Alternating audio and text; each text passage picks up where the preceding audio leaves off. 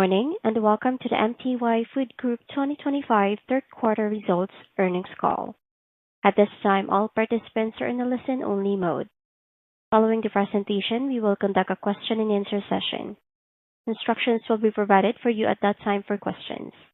If anyone has any difficulty hearing the conference, you may press star zero for operator assistance at any time. Listeners are reminded that portions of today's discussion may contain forward-looking statements that reflect current views with respect to future events. Any such statements are subject to risks and uncertainties that could cause actual results to differ materially from those projected in the forward-looking statements. For more information on MTY Food Group's risks and uncertainties related to these forward-looking statements, please refer to the company's annual information form dated February 13, 2025, which is posted on SEDAR+.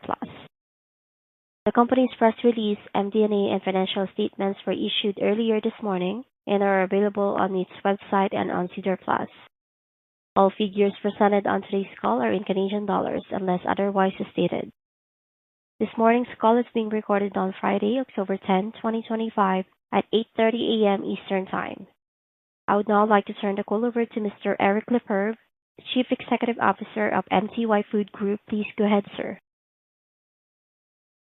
Thank you. And good morning, everyone. I'd like to begin by expressing how proud I am of MTY and our franchise partners for their discipline and resilience in executing our strategy, even amid the volatile environment. As I often mentioned in the past, MTY's team remains laser-focused on driving organic growth through positive same-store sales and net unit growth across our portfolio. Combined with greater efficiency and scale, these efforts should translate into meaningful EBITDA growth over time. With our asset-light, diversified business model, we believe MTY is well-positioned to navigate this challenging macro environment and to continue delivering long-term value. During the third quarter, we achieved an important part of that objective by delivering a net gain of 15 locations, supported by a robust pipeline of new locations and continued interest from our franchise partners to further invest in our brands. Cold Stone Creamery, Wetzel's Pretzels, Planet Smoothie, and Thai Express continue to be key contributors, while many of our smaller brands add locations regularly and also contribute an important portion of the overall number. With momentum building, we are well-positioned to continue expanding our network steadily over the medium and long term. MTY system sales remain stable at $1.5 billion. Same-store sales, on the other hand, have not reached the level we aimed for last quarter. But I'm encouraged by the sequential improvement in the U.S., driven by Cold Stone and Sweet Frog, two brands at their seasonal highs during the third quarter, and continued strong performance by Village Inn. Canada's same-store sales were largely flat during the quarter. Many street-based brands performed well, including our breakfast concepts and sushi brands, but that was offset by a 2.5% decline experienced by our mall-based locations. Looking ahead to the start of Q4, we've seen continued volatility in the U.S., similar to the trends experienced so far in 2025, while our Canadian operations are showing signs of improvement across most of our banners. Although this reflects just 1 month of the quarter, it reinforces the importance of our diverse portfolio as we navigate these market dynamics. Turning to our digital channels, digital sales grew 1% in Q3 and now represent 19% of total sales. The slight moderation in growth is primarily due to Papa Murphy's system sales decline. Papa Murphy's drives approximately 40% of its sales from online transactions, so a decline on Papa Murphy's carries significant weight on the consolidated number. Excluding Papa Murphy's and the impact of foreign exchange, consolidated digital sales increased 3% during the quarter over prior year. We see significant opportunity to increase our digital penetration over time, and we believe our investment in people, infrastructure, and technologies, along with brand-level initiatives, are enhancing the off-premise guest experience while building a long-term growth engine.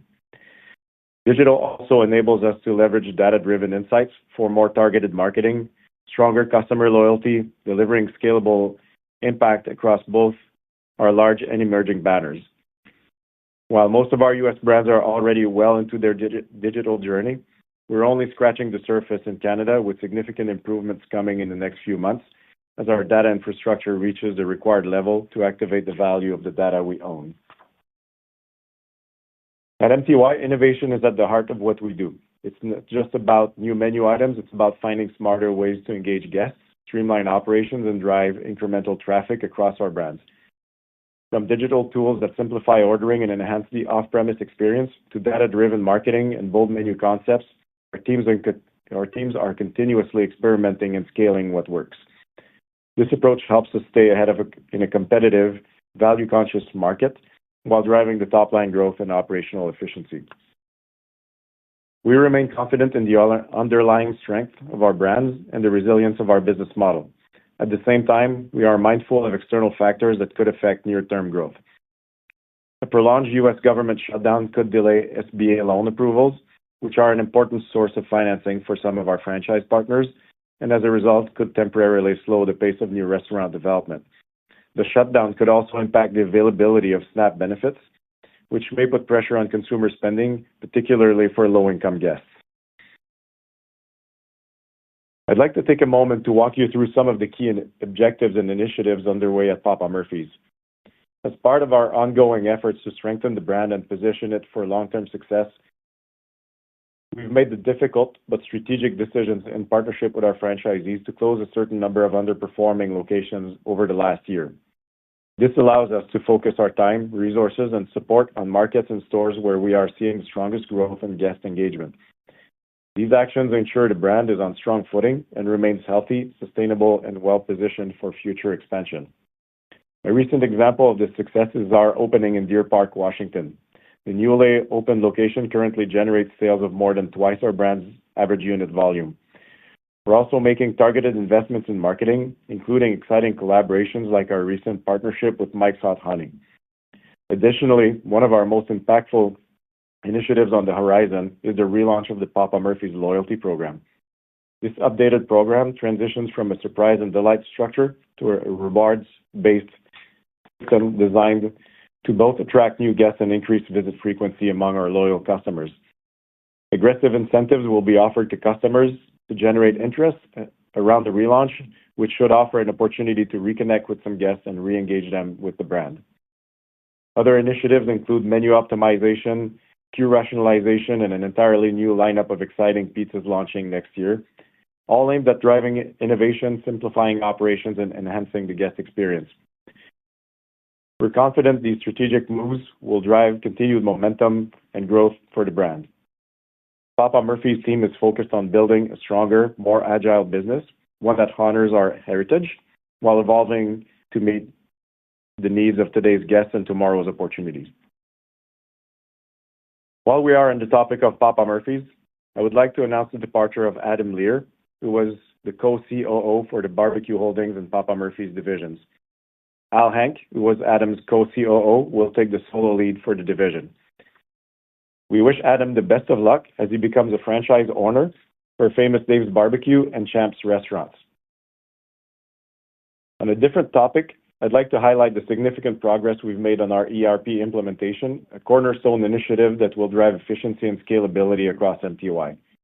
Our Canadian go-live was completed on time and on budget, and we are now in the first phase of the U.S. rollout, with the final phase scheduled for December.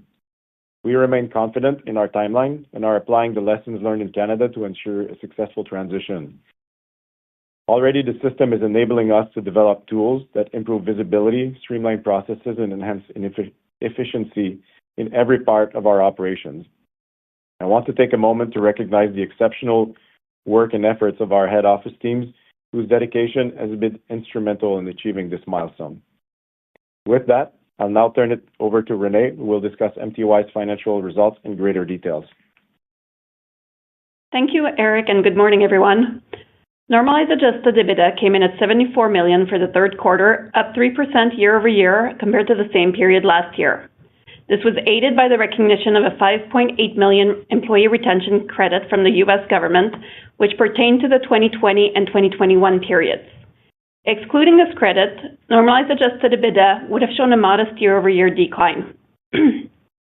Our franchise segment delivered results that were in line with the overall business performance, with a 2% decline that mirrors the trends seen in same-store sales, while margins for the segment remained stable at 56%.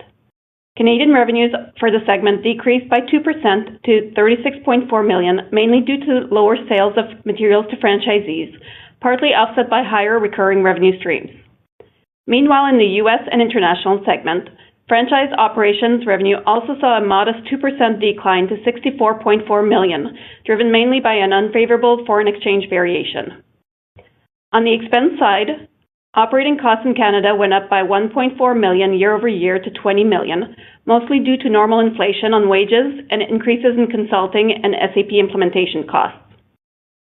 Meanwhile, I'm happy to report that in the U.S. and international segments, operating expenses decreased by 4% to $25.6 million. Looking ahead in the franchising segment, we expect the higher quality of new stores opened and those about to open, along with the efficiencies from our ongoing initiatives, to drive franchise EBITDA growth at a pace above same-store sales growth levels. Normalized adjusted EBITDA of the corporate store segment came in at $13.1 million, up $3.8 million from last year. After normalizing for the $5.8 million employee retention credit, EBITDA was softer this quarter, reflecting a decline in sales and a higher cost of goods. That said, we view these pressures as temporary and in most cases addressable. We remain confident in our ability to manage these effectively and drive improvements over time, and we expect this segment's margins to be closer to the high single-digit level experienced last year.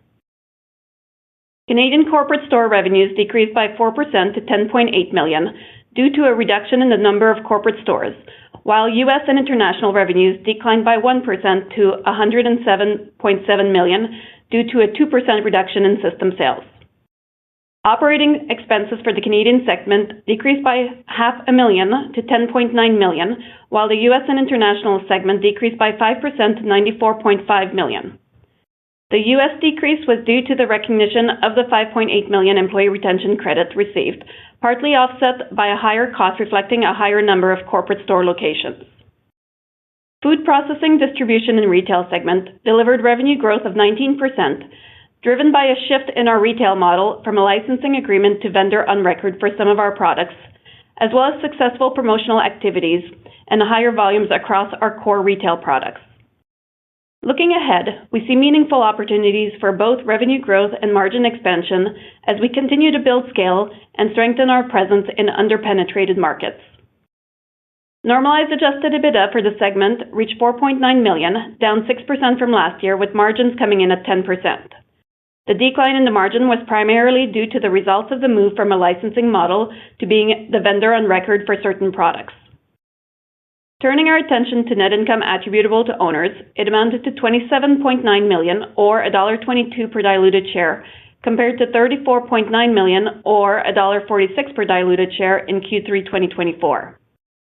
The decline was mainly due to a $6.2 million net impairment charge on intangible costs related to one brand in the U.S. and international segment and 3 brands in Canada. Moving over to cash flows, MTY's asset-light model continues to generate strong free cash flows, providing meaningful flexibility to reduce debt, pursue strategic acquisitions, and enhance shareholder returns, all while continuing to invest in the long-term growth of our brands. In the third quarter, cash flows from operations were $39 million compared to $66.4 million in Q3 2024, representing a decrease of $27.4 million. The lower-than-expected amount mainly reflects a temporary working capital decrease tied to delayed invoicing for the retail segment during the SAP rollout. To ensure accuracy and establish a sustainable process, invoicing was pushed to the later part of Q3 and is now fully up to date. We expect full collection on the amounts outstanding at quarter end within the next month, with no material risk as all the receivables are related to major retailers and grocers in Canada. Cash flows before non-cash working capital items, interest, and taxes were $73.6 million compared to $71.4 million in Q3 2024. On a trailing 12-month basis, free cash flows net of lease payments stands just over $120 million, representing roughly 14% of our market capitalization. This underscores both the strength of our cash generation profile and the attractive value of our shares. We ended the quarter with net debt of approximately $602 million. Considering our strong cash flow generating ability, our debt to EBITDA of approximately 2.3 times is a level of debt that gives us flexibility to make acquisitions should the opportunity arise. And with that, I'd like to thank you for your time and turn it back to Eric for closing remarks. Thanks, Renee. Before we move to questions, I want to emphasize that MTY is built for resilience and growth. With our asset-light model, strong cash flows, and diverse portfolio of brands, we are well positioned to navigate near-term challenges and capture long-term opportunities. Our focus remains on driving efficiency, accelerating store development, and investing where we see the strongest returns. With the strength of our people and the proven power of our model, we are confident in MTY's ability to deliver sustainable growth and lasting shareholder value. I thank you for your time, and we will now open the lines for questions. Operator. Thank you. And ladies and gentlemen, we will now begin the question and answer session. To ask a question, you may press star followed by the number 1 on your telephone keypad. If you're using a speakerphone, please pick up your handset before pressing the keys. To withdraw your question, you may press star followed by the number 2. With that, our first question comes from the line of Vishal Shreedhar with National Bank. Please go ahead. Hi, thanks for taking my questions. Wanted to get your perspective on the net location growth. Last quarter, you noted more than 100 locations under construction, and this quarter there were 96 openings. So how should we pipeline going forward? Yeah, the pipeline remains really strong. Of note, and I'm sure our construction teams are listening now, we took possession of a large number of locations in the last few weeks. So the pipeline remains super strong for the next year or so, even the next 18 months. So really happy with where we stand in terms of our pipeline, and franchisee engagement is really good. So what you're seeing, there's going to be seasonal highs and lows on new store openings, but the pipeline remains as strong as it was at the end of last quarter. Thank you. With respect to the employee retention credit, should we expect more of that, or is it more of a one-time benefit in this quarter? Yeah, that was the largest amount has come in. That was the largest one we were expecting. There might be some more coming in Q3 and Q4, but it's not going to be of the magnitude of what we received in Q3. With respect to the menu prices that were talked about last quarter in the U.S. corporate stores, were those enacted, and did that help profitability to the extent? And was there an impact on traffic, and how should we think about pricing going forward? Yeah, we did take price on certain brands, predominantly Village Inn and Famous Dave's. For Village Inn, there was no impact on traffic. We're really happy. The brand is doing well. We seem to have really, really good momentum with that brand. With Famous Dave's, the impact was good. I don't think there was an impact on traffic. The problem we have is those commodities that we sell at Famous Dave's keep soaring in prices. So if you just look at the price of beef, for example, the cost of brisket for us is going up rapidly. So we do face some issues. Ribs are getting more expensive as well. So we can increase prices only by so much, and then we need to figure out ways to control our prime costs. And unfortunately, the market is not going in the right direction for our proteins at the moment. Okay, thank you for your answers. I'll circle back. Thank you. And your next question comes from the line of Derek Lessard with TD Cowen. Please go ahead. Yeah, good morning, Eric. So a couple for me. You did have a pretty good pop in same-store sales in Canada in Q2, but it looks like they softened again in Q3. Just maybe if you could talk about what you're seeing in terms of maybe the consumer dynamic in your restaurant network. Yeah, if we dissect Q3 a little bit more, we see that it's really the mall locations in Canada that hurt us a little bit more. So the fact that same-store sales turned negative for the quarter, I don't think means anything in terms of the consumer. It probably speaks to the incredible weather we've had, and that people are not necessarily going to malls as much, which I don't want to blame weather for everything, but it's factual that our mall locations declined in Q3 more than anything else. So we're doing pretty good with the other types of locations. So I don't think we should draw conclusions on where the consumer is, just based on that Q3.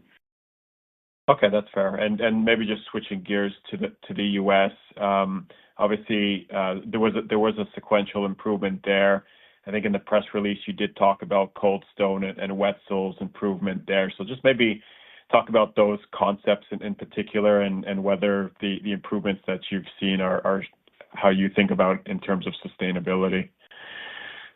Yeah, I mean, the U.S. market is a little bit more volatile. It reacts to different situations a little bit faster than what we're seeing in Canada. Cold Stone is still a great brand, and Wetzel's is still a great brand. So I have no doubt that in the long term, those two brands are going to be successful.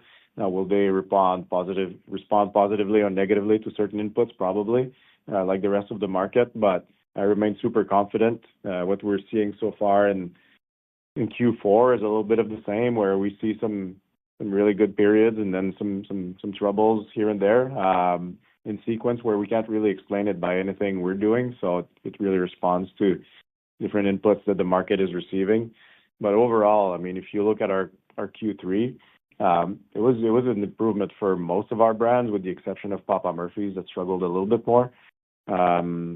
So I mean, overall, the portfolio looks good. I mentioned during the more formal part of the call that we have a number of initiatives going on for Papa Murphy's. The relaunch of the loyalty program is really important. It's going live with a soft launch now, and there's going to be more aggressive marketing around it at the end of the month.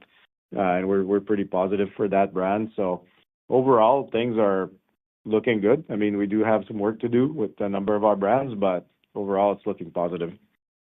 And at Papa Murphy's, is it issues tied to competitiveness within, the pizza vertical? And I guess, how close are you to getting that store base stabilized? Yeah, for sure. It's a very competitive space with the pizza. You look at our competitors, and they all admitted to over-investing in marketing in the last few quarters. Some of them $30-40 million. So it's not something we can afford to do. So we need to compete differently. In our case, I mean, the space is competitive. We remain positive on the brand. We have a lot of new things that are coming also for next year that we can't necessarily announce now, but pretty pumped about what we're doing with the brand, and it's looking really good.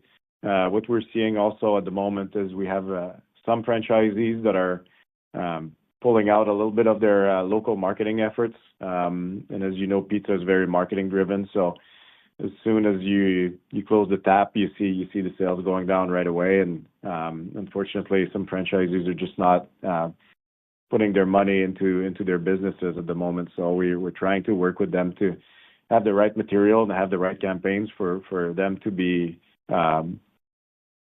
motivated to deploy some capital and invest in marketing. So we're working on that.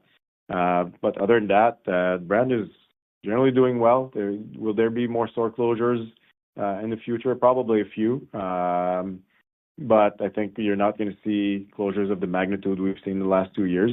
Hopefully, we're getting close to stabilization there. And we're also going to be opening more stores as the pipeline is developing. Our sales team is doing a really good job. And we should see the pace of opening pick up next year. So obviously that happens gradually, but now we're starting from very little openings to almost none, and now we're seeing some momentum picking up, and we're going to have more openings in 2026. Thank you, Eric. Have a great long weekend, everybody. Thank you. And your next question comes from the line of Ryland Conrad with RBC Capital Markets. Please go ahead. Hey, good morning. Thanks for taking my questions. I guess just starting off on retail, could you maybe unpack the strong performance there? Are you rolling out more products or seeing distribution gains, or is that mainly driven by just the shift in consumer spending from out of home to at-home dining? Yeah. I mean, you need to look at the increase in revenues two ways for retail. One of them is just driven by a shift from a licensing model to a vendor on record model. So it's not really the fact that our revenues are increasing by that much doesn't necessarily mean we have great performance there. But we do have great performance when it's all said and done. We have some really good opportunities in that market. We have some really good products, and the team is doing a fantastic job now expanding the network of stores where we deploy our products. I think we've made some changes in the organization last year in Q4, and we continue to evolve that organization. And as our pipeline is growing and as we get traction with more initiatives, we should see significant growth in that space. So really happy with where we are now. Numbers might be a little bit misleading this quarter just because of the change in model. But overall, it's a great business, and it's one of the areas of our business where we see the most growth for the next few years. So we're really happy with where we are. Okay. And then just shifting gears a bit to M&A, I guess with the macro pressure that we're seeing across the U.S., could you just provide us an update at a high level, kind of what you're seeing with the current M&A environment and just whether seller expectations have begun to normalize at all and how that pipeline is progressing? Yeah, it's interesting. The market is very dynamic. There is a good amount of deal flow at the moment. So it's just a matter of finding the right deal for MTY. There's been a lot of corporate store networks that were not necessarily interesting for us. There's been a lot of fixer-uppers, a lot of Chapter 11 situations where this is not necessarily what we're focused on. But I feel like the market is turning to be in a better place now, and it's just a matter of us to be at the table for those right deals when they come and to be able to make them cross the finish line. So the market seems to be a little bit more favorable at the moment for MTY, and we'll see there's no guarantee it's going to lead to anything significant in the future, but there's also a better opportunity now than there was maybe a year ago. Okay, great. Thank you very much. Thank you. And your next question comes from the line of Michael Glenn with Raymond James. Please go ahead. Hey, good morning. So just on CapEx, Eric, your CapEx spending has come down. It was notably quite low in the fiscal third quarter. I'm just trying to, get a better sense with the corporate stores that you do own. Is this level of CapEx sustainable? Are there some pent-up projects that you're going to have to start to look at next year? No, we've been saying that CapEx would normalize this year for a long time, and we're delivering on that promise. We don't normally give guidance, but that was one area where we said that CapEx was going to be the way it is. So this is normal CapEx now. We're doing what we have to do at our manufacturing plants, and we're doing what we have to do in our corporate stores. So it's not like we're under-investing in anything. So no, we're actually refreshing a few stores at the moment.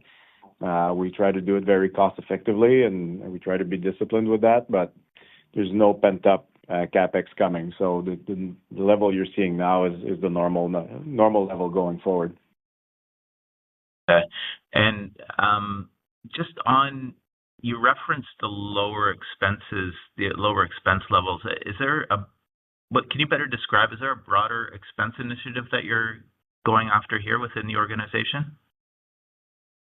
Yeah, you've known MTY for a long time. This is a review we do continuously, try to be more effective and try to stretch every dollar to go a little bit farther. So this is part of what we do.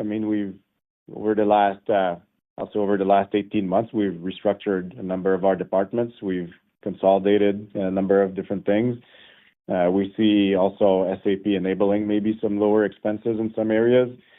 So it's a continuous process at MTY. We never take it for granted that we're at the right level, and we're always trying to be more and more disciplined with our expenses. So there's no specific initiative that I can announce or that I can point to, but it's a continuous effort that we're trying to reduce the amount of external help we need. We reduce the number of consultants, try to maximize every employee we have. And now with our investments in technology, I think we're going to be able to make everyone a little bit more efficient in the company, and that should result in some savings as well. So, but there's no specific initiative. I guess I've never known the company to be overly egregious on the expense line, so I'm just curious where you're finding incremental buckets. It must be hard to find. There's always something. And then just circling back to M&A, I know that you do keep, your sort of criteria list rather broad, but like what is, if you're looking at opportunities, I guess, probably more in the U.S., like what can you describe what represents something that would be ideal for you to go after? Yeah, well, the one thing is we'd like to go into franchise systems as much as possible. Corporate stores, we don't hate corporate stores, but we also like franchise better.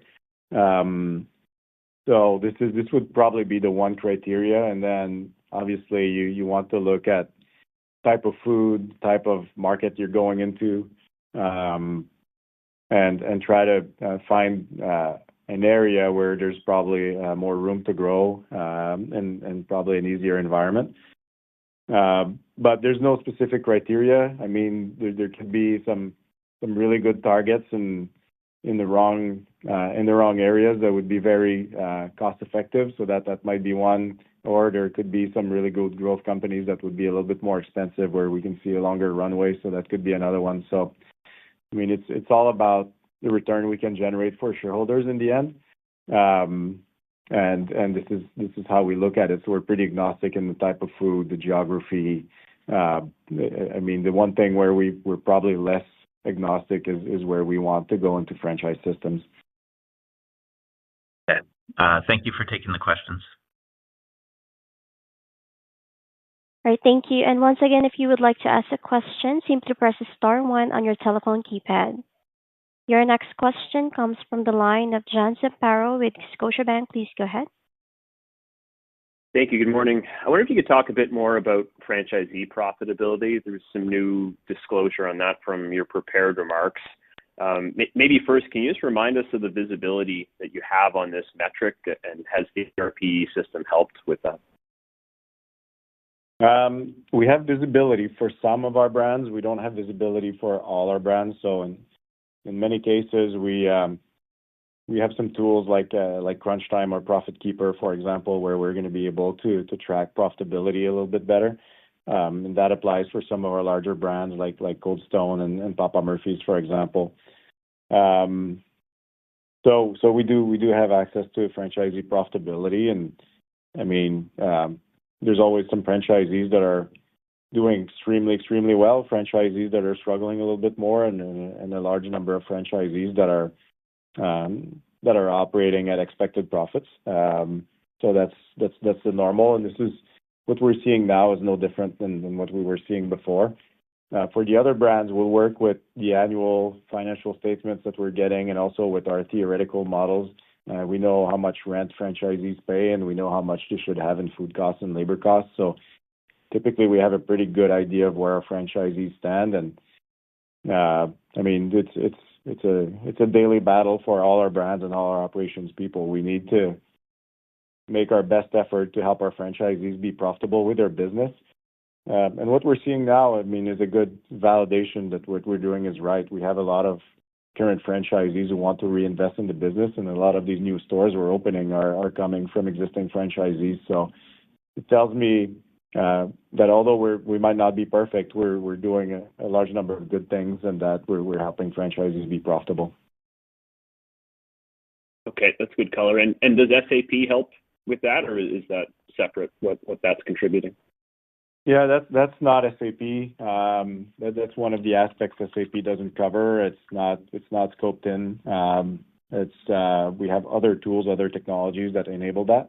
It doesn't mean one day it won't be in there, but because franchisees' numbers are not our numbers, typically we try not to to mix the two. So I suspect that we'll keep that out of SAP. Okay. And it sounds like you're relatively optimistic on being able to grow overall franchisee profitability, even if the outlook on the sales environment is maybe more moderate. Are there plans to take out costs within the four-wall operations? Yeah, I mean, this is what we do on a daily basis. We need to do a great job at purchasing, great job at trying to help our franchisees maximize every product that they have in the store. We have some better practices, best practices that say, for example, that you shouldn't bring in a SKU in a restaurant if it doesn't have at least 3 uses. So those are the types of initiatives we try to come up with, where we're trying to obviously bring some new innovation, but try to innovate with the existing SKUs. So innovate within the box we already have. And where we need to bring in new SKUs, then we'll need to maximize them and use them a little bit more. So those are the types of initiatives we're trying to come up with. We're also working with a number of our suppliers to try to help us reduce the labor needed in our restaurants. So a certain number of prep, for example, some items can be prepped with our suppliers, so we don't have to do it in the store. They have better volume to automate maybe some of these functions. So there's a number of different initiatives we look at to try to do that. AI is coming into the staffing also. It's been a thing for maybe 5 or 6 years, but it's obviously getting more refined now. So we're trying to have the proper level of staffing at every hour to try to again take out costs in the restaurant and maximize the staff when they're in the restaurant. But it's ongoing initiatives, so I can't say it's one thing. We're not one initiative we're doing now. It's something we do every day. Right. Okay. Switching gears to the small business administration loans, I wonder if you could say historically what % of U.S. store openings have relied on this program? Oh, the vast majority of them. Okay. And typically what percent approximately of total funding would come from that program? Is it significant? Yeah. Is it a small contributor? Yeah, the funding does not come directly from the SBA. The SBA is more a federal program that will guarantee a certain portion of the loan for banks to loans. We have the same program in Canada with it's SBL in Canada. So it's the same type of program where the government guarantees a portion of the loan to incentivize the banks to support small businesses. So it's the same thing in the U.S. And if the SBA loan doesn't get approved, it's a little bit harder for the banks to lend the money without having that government support. Okay, understood. A couple more. On the openings this quarter, these skewed fairly heavily towards the non-traditional format. I wonder if you could add some more color there. Was that 1 or 2 banners? Was there a reopening of previously closed stores? Anything you can say there? No, well, it's Wetzel's is a brand that will have a more non-trads, where we might open, for example, in a Walmart, or we might open in we used to open more in Macy's. You can open food trucks, for example, or airports, or campuses. Those will all be categorized as non-traditional, so it's a pretty large bucket you have in there that will skew non-trads. So it's mostly from the volume of non-trads, mostly from the Wetzel's. We also have some coffee shops that are opening in other locations that might be considered non-trads as well. So you'll see that, but I'll say it's mostly Wetzel's. Right, that makes sense. Okay, and then lastly, I wonder how you're thinking about the buyback.